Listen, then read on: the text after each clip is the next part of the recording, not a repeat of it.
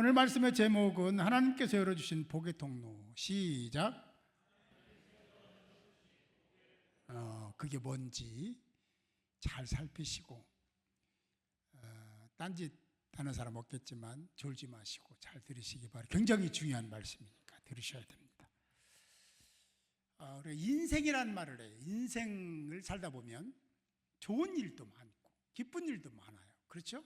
그러면 누가 시키지 않아도 입이 이렇게 올라가죠. 좋으니까. 그 고통스럽고 힘든 일이 생기면 이마에 주름살이 생길 정도로 찌푸리는 경우도 있는 겁니다. 다 똑같아요. 저도 여러분도 다 똑같은 인생을 살아가니까. 그렇죠. 문제는 내가 아닌 다른 사람이 슬프고 힘들 때 그들과 동일시하는 삶을 사느냐, 살지 못하느냐. 다른 사람이 기쁠 때 같이 기뻐하는 자인가, 그렇지 않은가에 대한 얘기는 좀 결이 많이 다른 얘기다라는 생각을 하죠. 당연히 같이 기뻐해야, 같이 슬퍼해야 되는 건 성경의 가르침입니다. 그렇게 해야 되는 게 정답이에요. 그런데 자기중심으로 변화되는 사회 속에 살다 보니까 자기 방어 기제라는 말 들어봤잖아요. 자기를 방어하는, 그거는요 시키지 않아도 잘하죠. 그리고 자기를 변론하고 변호하는 일이 아주 탁월합니다. 그래서 요즘에 내로남불이라는 말 많이 하지 않습니까? 그게 바로 그런 거예요. 다른 사람이 문제가 생기고 허물이 생기면 그냥 흠집내는 정도가 아니라 아주 그냥 어떻게 표현이 좀 그런데 무차별 폭력을 가합니다. 언어폭력, 힘의 폭력, 여러 가지로. 그래서 그냥 상처내는 정도가 아니라 밟아 비빈다 그러잖아요. 아주 악독해졌습니다. 냉혈동물처럼 냉혈화되어 있는 인간 사회를 우리는 보고 있습니다. 아주 집요합니다. 굉장한, 아주 끈질기게 아주 그냥 질 정도로 공격을 하잖아요. 사실 우리가 항상 잘할 수는 없어요. 잘못했을 때 상식이 있습니다. 잘못했으면 죄송합니다 그래야 되잖아요. 잘못했다고 해야 되잖아요. 그런데 하지 않습니다. 죄를 지었을 때 딴 사람이 그런 얘기를 하면 다 그런 거잖아. 아니 저분은 나보다 훨씬 더 큰 죄를 지어도 저렇게 아주 당당하고 떳떳한데 나는 뭐 아무것도 아니지. 그리고 슬쩍 넘어가려고 하는 시도들이 우리에게 있다라는 겁니다. 그러니까 다시 말하면 자기중심적이면 굉장히 합리화시키려고 하는, 포장하려고 하는 시도들을 끊임없이 하더라는 얘기입니다. 심지어는 하나님의 은혜를 구원받았다는 하나님의 사람들이, 죄송해요, 그런 권사가, 그런 안수집사가, 그런 장로가, 목사들이 그렇게 말하고 행동할 때 마음이 많이 무너집니다. 그런 분들을 보면서 생각하는 게 하나 있어요. 그래, 저들이 권사가 되고 안수집사가 되고 장로가 되고 목사가 될 때에는 믿음의 최소한 형식은 있지 않겠는가? 그런데 믿음의 내용이 없구나. 깡통신앙이다. 깡통신앙. 그런 생각을 가끔 자주 합니다. 분명히 하나님의 사람이고 복을 받을 수 있는 충분한 자격이 있는데 복을 받지 못하는 사람을 볼 때 많이 안타까워요. 행복할 명분도 확실한데 불행하게 살 때, 그런 자세, 태도를 지니고 있을 때 어떻게 말을 해야 될까 생각하는 경우도 적지 않습니다. 겉으로는 천사의 얼굴을 하고 미소를 짓고 있지만 속으로는 칼을 갈고 있는 사람, 여기는 없겠지만 그런 분을 가끔은 제가 뵙거든요. 그러면 야, 이분이 이렇게 겉과 속이 다른가 하는 생각을 할 때도 힘듭니다. 예배를 이렇게 잘 드리고, 여기 그런 분이 계시다는 건 아니지만 예배를 이렇게 잘 드리고 있지만 마음에 평안이 없어요. 그냥 와 있는 거예요. 그냥 앉아 있는 거예요. 예배보다는 그냥 그럴 수밖에 없기 때문에 와 있다라고 하면 불행한 거죠. 충분한 하나님의 사랑을 받고 있지만 사랑할 줄 모르는 사람이 있다면 안타까운 겁니다. 자기가 죄인인 것을 인정하지만 회개하지 않는다면 답답한 거죠. 여러분, 그러면 안 되잖아요. 그렇죠? 그러면 안 되잖아요. 여러분, 우리가 하나님을 잘 알아요. 말씀을 잘 알아야 돼요. 그리고 말씀대로 살아갈 때 하나님은 여러분들을 외면치 않습니다. 하나님이 뭔가 부족해서 그런 게 아니고 우리의 문제예요. 우리가 더 민감해야 돼요. 그래야 하나님이 여러분들을 챙겨주시고 세워주시고 안아도 주시고 업어도 주시는 거예요. 마태복음 15장 8절에 보면 이렇게 말씀하면 하나님의 사람들, 하나님의 백성들이 말은 잘해. 입술로는 신앙이 A+야. 기도도 잘해. 봉사도 해. 그런 말이 있어요. 이 백성이 입술로는 나를 공경하되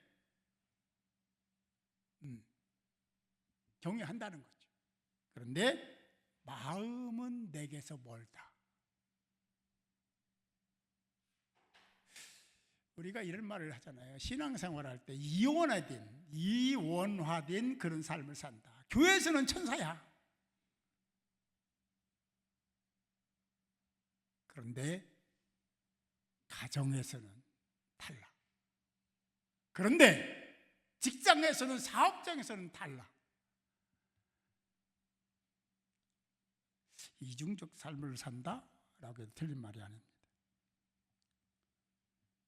찬양을 들으면 감동이 되고, 찬양을 들으면 때로는 눈물도 흘리고, 말씀을 들으면 은혜를 받고 은혜 받았습니다 목사님 이렇게 고백은 하지만 하나님을 향한 진정성이 없는, 진실하지 않은 그런 삶을 산다면 주님과 멀어진 상태에 있다라고 평가하는 것이 맞고, 야고보서의 말씀을 보면 그런 신앙을 가리켜서 죽은 신앙이다, 사망된 신앙이다 라고 말씀하고 있습니다. 어떤 신학자는 이런 말을 했습니다. 한국교회가 위기다. 한국교회가 위기인 것은 눈물이 메말라서 그렇다. 그게 위기다. 눈물을 잃은 교회, 거기에는 성도들 다 교회니까, 눈물을 잃은 교회는 이미 하나님을 잃은 것이다. 저는 동의합니다. 여러분 동의하십니까? 우리는 지금 요엘서를 보고 있습니다. 요엘 선지자가 활동하던 시대는 어땠을까? 궁금하죠? 오늘 말씀 잘 들어야, 꼭 잘 들어야 될 이유가 있습니다. 잘 들으시기 바라요. 그 시대, 다시 말해 요엘 선지자가 활동하던 그 시대를 단적으로 표현하자면, 성경의 말씀에 의하면 하나님은 메뚜기 재앙을 내리셨습니다. 메뚜기 재앙이라니까 여기 100마리, 1000마리가 아니라 새카맣게 몰려들어서 완전히 초토화시키는 거예요. 그러니까 뭐 거둬들일 게 없어요. 그러니까 먹을 것이 없고 심지어는 하나님께 제사 드릴 것도 없는 그런 상태에 놓여 있는 시대, 요엘 선지자가 지금 말씀을 선포하는 시대의 상황이 그렇다라는 겁니다. 그때 요엘 선지자가 이렇게 외칩니다. 시온에서 나팔을 불며 나의 거룩한 산에서 경고하라. 여호와의 날이 임박했다. 무슨 말입니까? 하나님이 참고 기다리고 오랜 동안 그래 오면서 슈브 돌아오라 했지만 그들은 그렇지 않았어요. 그래서 결국은 그때가 왔다. 하나님의 때. 나팔을 불다는 것은 하나님의 심판을 뜻합니다. 그러니 심판이 가까웠으니까 이제는 돌이키라. 이제는 돌아와야 돼. 그렇지 않으면 안 돼. 마지막 경고를 하시는 장면입니다. 요엘 선지자는 백성들에게 이렇게 호소합니다. 너희는 금식하고 울며 애통하고 마음을 다하여 내게로 돌아오라 하지 않았습니다. 거기에 부사가 하나 꼈는데요. 어떻게 껴있냐면 너희는 이제라도 지금이라도 빨리 돌아와. 빨리 회복해야 돼. 지금이라도 나와 관계를 잘 맺어야 돼. 그렇지 않으면 안 된다. 절박하게 요엘 선지자를 통해서 하나님은 거룩한 말씀을 선포하신 겁니다.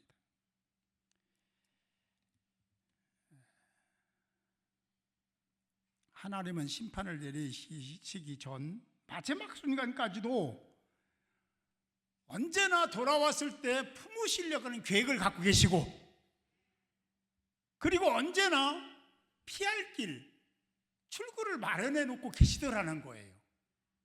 믿으시면 아멘. 그분이 바로 여러분의 하나님이십니다. 하나님은 살아계시고 지금도 여기 계셔서 여러분 마음을 읽고 계시고, 기회만 되면 여러분들을 품고 위로하고 여러분들 원하는 걸 들어주고 그리고 풍성케 하시려는 그런 목적을 가지고 계신 분이 하나님이시다. 맞습니다. 참 좋으신 분 그렇게 표현하잖아요. 너무 약해. 어떻게 표현할 방법이 없어요. 굉장하신 분입니다. 신비로우신 분입니다. 대단하신 분입니다.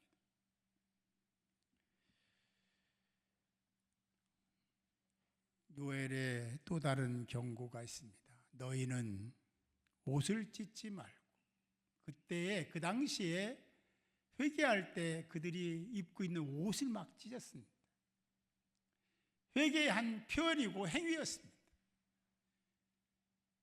그렇게 회개한 그들이 다시 원점으로 돌아가서 하나님을 배신하고 배반하고 또 죄를 짓고 옷을 찢고 또 죄를 짓고, 그래서 뭐라고 하십니까? 너희들 하는 거 옷 찢지 마. 옷 찢고 그런다고 내가 그거 받냐? 안 받아. 회개가 아니야. 마음을 찢어라. 할렐루야. 너희 마음을 찢어라. 진정한 회개를 해야 된다라고 말을 하고 있습니다. 나의 존재 자체를 하나님께 돌이키라. 방향을 선회해라. 돌아와. 라고 외치시는 거죠. 하나님이 원하시는 것은 삶의 전환입니다. 삶의 방향을 바꾸는 것입니다. 그걸 못하면 하나님과 자꾸 괴리가 생기는 거예요. 하나님과 멀리 떨어지기 시작하는 거죠. 그래도 형식은 있어요. 믿음의 형식은 있어. 교회도 나오고 출석도 하고 다 해요. 그런데 믿음의 내용이 없는 거예요. 깡통신앙 얘기했잖아요. 하나님은 여러분 사랑하십니다. 이래도 대답 아멘을 안 하네. 하나님 여러분 사랑하십니다. 정말로 사랑하세요. 나 같은 거 나 같은 거 진짜 여러분 그렇게 생각하면 하나님께 충청도 말 욕먹이는 거예요. 예? 하나님은 여러분 정말 찐 사랑하십니다.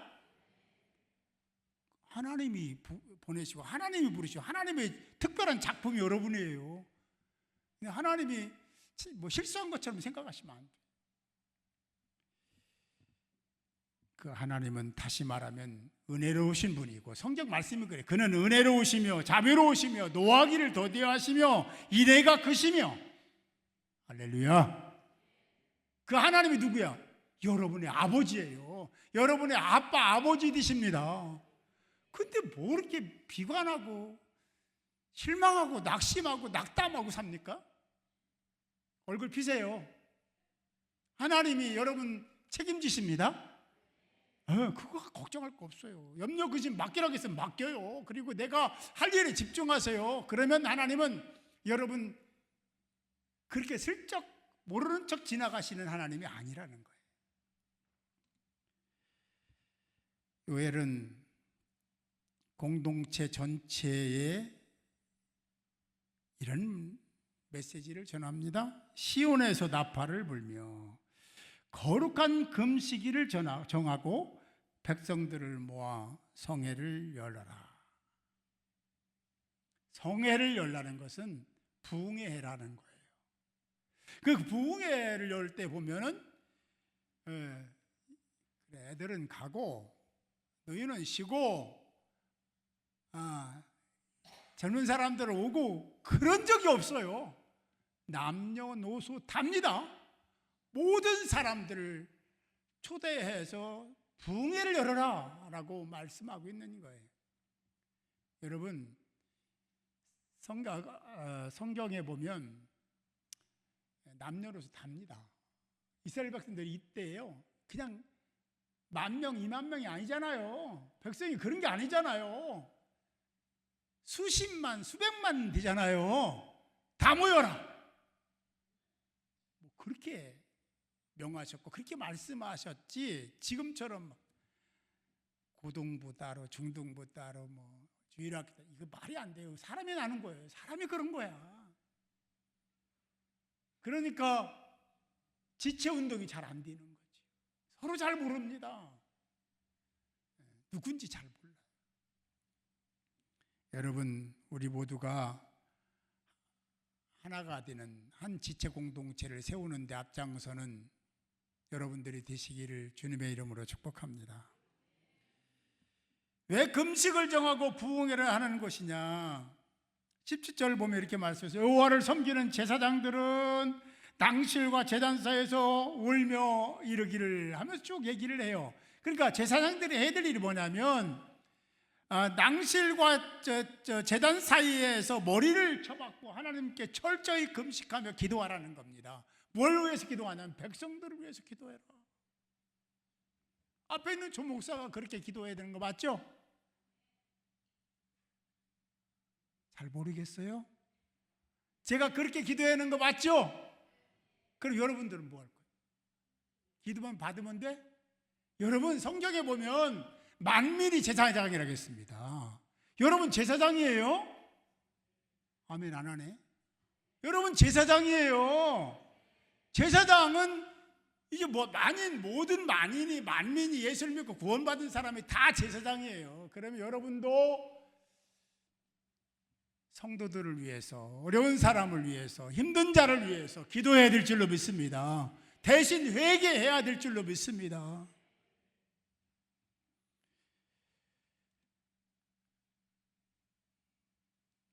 여러분들이 회복되면 교회가 새로워지고 여러분이 잘 되면 하나님이 기뻐하시고 그러면 자동 오토매틱으로 되는 게 있어요. 그게 뭘까요? 오늘 말씀에서 굉장히 중요한 메시지 하나는 너희는 형식적으로 하는 행위를 다 버려라. 나 그거 안 받아. 그래서 옷을 찢지 마라. 행위거든요. 형식적인 행위. 그래서 사람들이요 굉장히 아닐 것 같은데 가증합니다. 교활합니다. 나는 아니야. 그렇게 생각하는 사람은요 약간 교만한 거예요. 내가 이제 많이 낮춰서 그런 거지. 제가 그렇게 하면 제가 교만한 거예요.